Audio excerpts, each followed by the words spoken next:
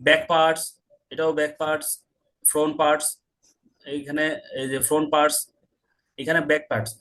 আচ্ছা, যখন আমাদের হচ্ছে রেশিও দেওয়া থাকে 1:1, এখানে 1:1 বলতে কি বোঝেন?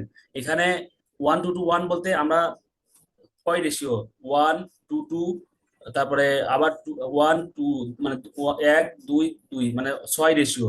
তাহলে 6টা গার্মেন্টস, স্মলের হচ্ছে 1 পিস, তারপর মিডিয়ামের 2 পিস, লার্জের 2 পিস, এক্সেল এর 1 পিস।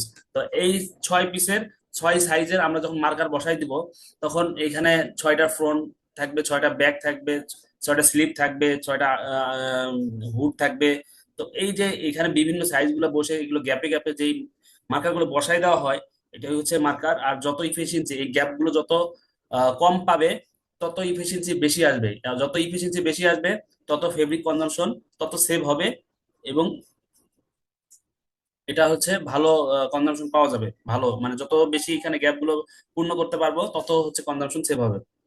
এটা হচ্ছে ধরা দেখা যাচ্ছে যে এই 6 পিসের জন্য আমার ফেব্রিক লেন্থ আসছে, আহ, দেখা যায় যে 7 গজ 50 ইঞ্চি বা এরকম।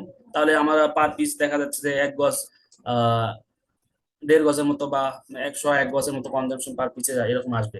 তো ডিপেন্ড অন আমাদের গার্মেন্টস এর লেন্থ, উইথ, এই হিসাবে আমাদের কি কি পার্টস আছে এগুলোর উপর উপর আমাদের কনজাম্পশন আসবে। তো যখন আমরা এভাবে মার্কার করে কনজাম্পশন বের করি, তখন আমরা অ্যাকচুয়াল কনজাম্পশন পাই।